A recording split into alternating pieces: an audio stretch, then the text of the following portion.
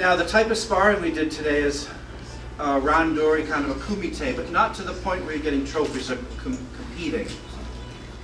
There's different types of sparring. Why is it important to spar in a dojo?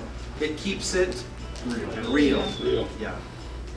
Sparring is something that makes people very scared, and it's very natural because most people don't like to compete with other people, but in the real situation out there, we can have the best technique, but if it's not random ever, you get stuck in the form, and then it's a real disadvantage. Obviously, training in martial arts of any kind is better than laying on your couch. You will have more skill. But if it's always stuck in form, where you're only doing technique and set things up by the teacher, the randomness and the chaoticism of sparring, we need that. That's the other side of the coin.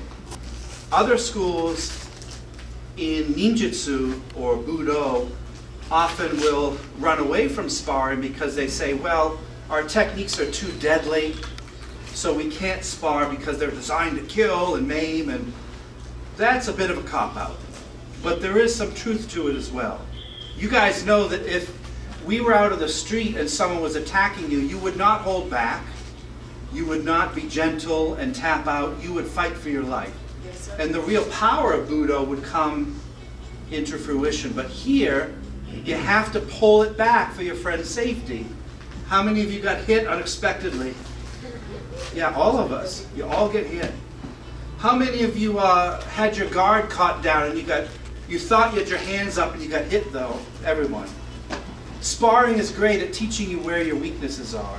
How many people felt a little less comfortable on the ground than you did standing? Sure. A lot of fights end up on the ground, not all, but a lot. Share with me a couple things you learned, please, about the sparring experience, good or bad. Rhonda. Don't wear your hearing aids. Why? It's not working now. So, it's not working. That is correct. Rhonda's right. You should not be wearing glasses, jewelry, hearing aids, Lesson learned. Fitbits, anything that can scratch or get destroyed or damaged is your own responsibility. You might say, yeah, but I'm wearing my beautiful necklace that my wife gave me. But if it rips and he ripped it, it's not his fault. I wore it to class.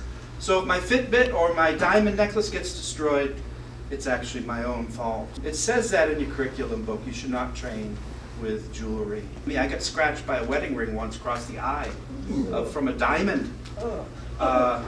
And I wore glasses for 20 years, but I never wore them to class because I wanted blurry vision. Because if I woke up in the night attacked or it was dark out, I wouldn't have my glasses on, so I wanted that disadvantage. And it ended up making my training better without glasses. Another, Rebecca.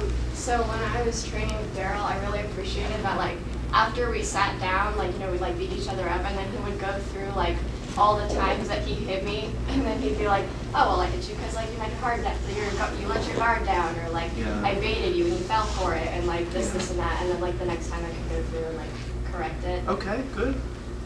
Well, I found, especially in ground, that there were some things I was tempted to do, like bite or really pin, that I wouldn't do to my partner. But it's there because, you know, I think somebody had me in a choke and I felt like, I actually felt that. I felt her mouth right here, and I said, okay, she could take a bite out of me. You know, this stuff is there. It's just you have to hold back from doing it to your partner. You have to, because sport is not self-defense. It's very different.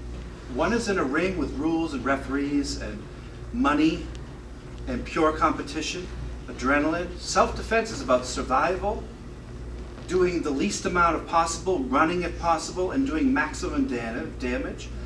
Also knowing that you will be sued and end up in court. So everything that you say is going to be filmed. Everything that you yell, a lawyer will test you on. Very important between sport and real self-defense. But sparring is a wonderful thing to do to keep the randomness going. Someone else. When you're watching, you can see, you look at all the groups, and sometimes you see how close they get, and you're like, ooh, I need to watch out when I go up there. And then you get up there and you just don't even recognize how close you get to other groups because you're just tunnel visioned in on your own opponent. Good. Dolby? We were sparring and we did different techniques with each other. One was successful, say, let's do that again, let's practice that. To how to get out of this is what you do. Okay. And it worked. Worked. It worked. Good. I saw self-control. Before, like, have self-control, like, I was allowing other people attack me and to find out how what my weaknesses are in order to see how the other person will attack me. So just having a self-control and try to find the right moment where I can punch or when I can defend. More self-control, more self-awareness. Good. I think that exploiting people's weaknesses that they do over and over again would be good, because when I was training with Veronica, she kept kicking, but she always had her hand down, so I would just take the kick and reply with a punch. Where's Veronica? Did you get that? So did you learn that your kicks are good, but it opens you up? Yeah. Very good. Yeah. So you helped her learn by sparring indirectly, just by countering and hitting her when her hands were down. Yeah. Yeah. It's great. How much technique, percentage-wise, were you able to squeeze in? 10 or less. Yeah. 10, and 90% was random chaos, fight or flight. Uh-oh. I would agree with you up until the point that none of the rest of it was technique, right? We do drills and everything else. So you just keeping your hands up and turning and leaning in and squishing the bug and doing all those things is technique, Yeah. right? Oh, So yeah. reality, what you guys are doing is more closer to 90. Right. Because you can't throw a name on it doesn't mean that you didn't use it, Yeah. right? So that's where then the confidence kind of, or the heart from the back end is like, oh no, I know what I'm doing now because I've got my shields up, I'm showing bones, and I'm moving in safely. Yes. So you guys are actually using quite a bit, even on the ground. When you've taken side mount and you're trying to get out, you guys weren't just kicking and screaming, you guys were putting your hand on the hip and scooting. That is technique. That's just from doing. I would completely agree. Look at all the timing That, yeah. data you had to do. The distancing had to be perfect. To land a blow, you had to have the correct angle. You didn't panic when you were being choked out on the ground. You were able to relax and get your air and think. All of these things you couldn't do if you didn't train.